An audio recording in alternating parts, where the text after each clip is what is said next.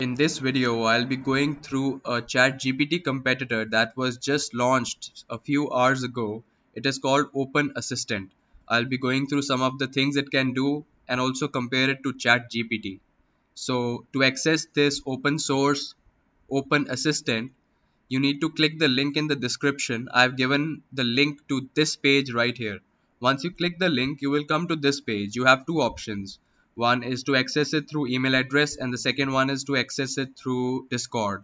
So accessing it through Discord is pretty easy. Just click on continue with Discord, and then you will have to allow the terms and services and policies. So click on accept, and then once you've done that, you will come to this page right here where you have a dashboard where there are options of creating a new chat, dashboard, messages, leaderboard, stats, and guidelines. Before moving any further into the video, let's talk about how Open Assistant is different from some of the other open source language models. The first thing is that it is not trained on ChatGPT like some of the other competitors.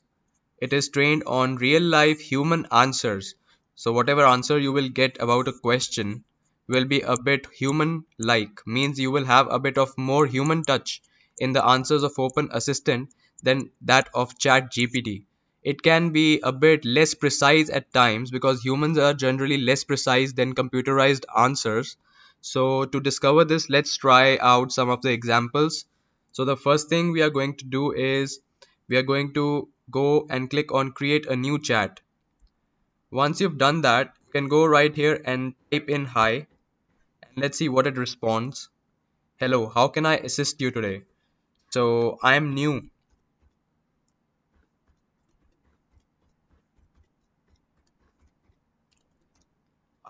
to this model, and then click on submit.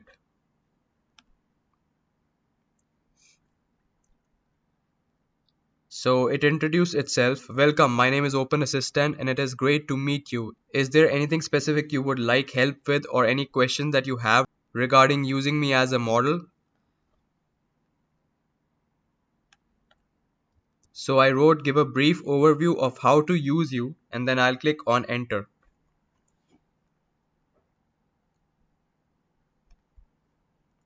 So it gave a complete overview of how to start using. Find the text box where you input your question.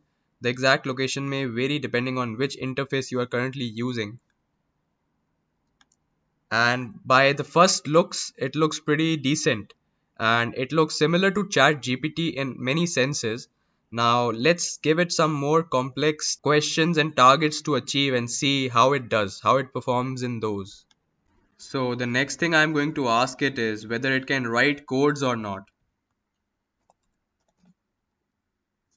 Yes, indeed, being a language model trained on code data, I specialize in providing solutions to writing code for many different problems. So let's try generating a code for a game called Flappy Bird. So I'll tell it to generate a code for Flappy Birds in JavaScript and see what result it comes up with. So I wrote write a code in JavaScript for a game called Flappy Bird and let's see. And as you can see, it started generating the code. Now to test out the code, we need to actually start generating and developing the game by pasting it and editing it according to our own preference and what is required of the code. But that will be done in some other video. Right now we know this much, that it can generate codes and it can do a good job in that. It may have some errors which can be fixed by re-pasting the code into the same program and then telling it to correct the code. The next thing that I want to check is how good is it at writing stories. So I told it to write 1,000 word story of a little boy lost in the woods and how he survives and finally finds his way out. And let's click on enter.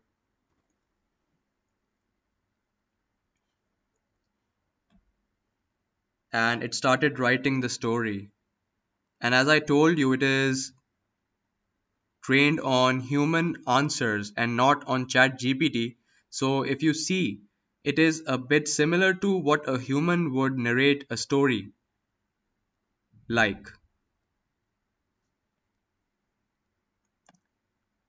Now let's copy the same prompt into Chat GPT and see what Chat GPT comes up with. Now let's go to Chat GPT and paste the same prompt and see what Chat GPT comes up with.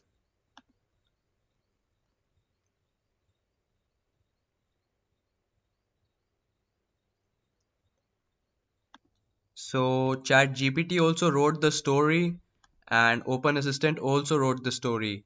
Now the next step that I took was I told this ChatGPT to rate both the stories. So here is my prompt. I'm going to give you two stories and want you to rate them from 1 to 10 on their human touch. So I gave both the stories to ChatGPT and this is what it came up with. Based on the human touch, ChatGPT rated this first story 9 out of 10. The first story was that of Open Assistant, and the second story was that of ChatGPT. So it says that the first story, that is of Open Assistant, was portrayed more originally and had a more human touch. So as you can see, Open Assistant has a more human touch, but that is not true in every case. If you try testing out more stories and more prompts, maybe the result is different. But for now, for the first story, we came to a conclusion that Open Assistant has more human touch and it is more original content. The next thing I'm going to do is tell Open Assistant to summarize an article. So I'm going to click on create a new chat and then let's go and find an article to summarize. So I came right here and copied an article related to Elon Musk and SpaceX, and then I'm going back to Open Assistant and I'm going to paste the article right here. And then in the end, I'm going to write summarize this article. And then let's click on submit and see what kind of a summary does it come up with. And as you can see, it came up with a pretty neat summary. And these are the few things you can do using Open Assistant. Now let's tell it to convert or turn this summary from English to Latin and then click on submit, and just within seconds it's going to do that.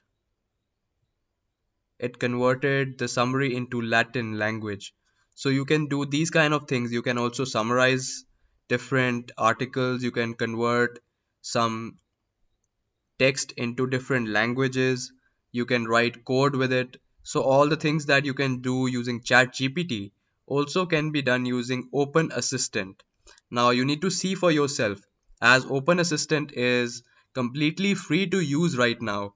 It is open source, means you can also contribute towards the development of Open Assistant by providing suggestions or applying for a job position as a coder or a developer.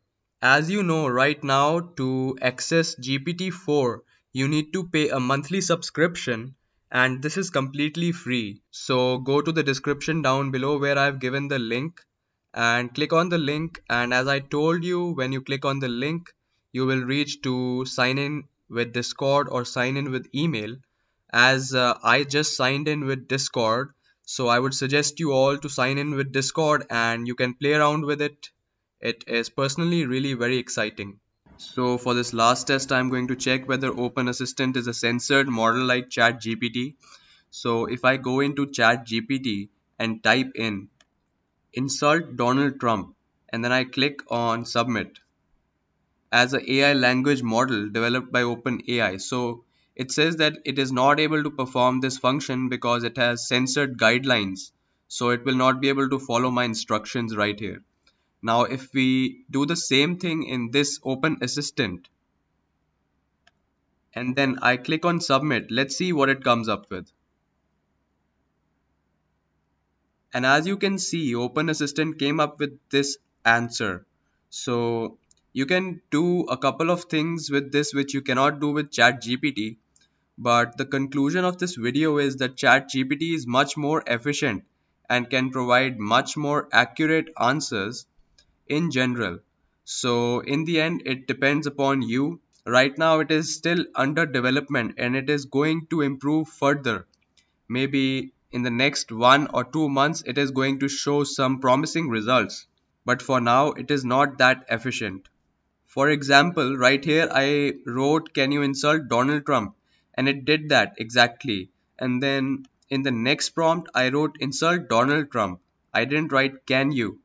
And then it said that as a language model and started talking about the whole ethics thing, similar to Chat GPT. So this was it for the video. If you liked the video and found the video informative, then subscribe to the channel and I'll be back with some more AI related content in my next video.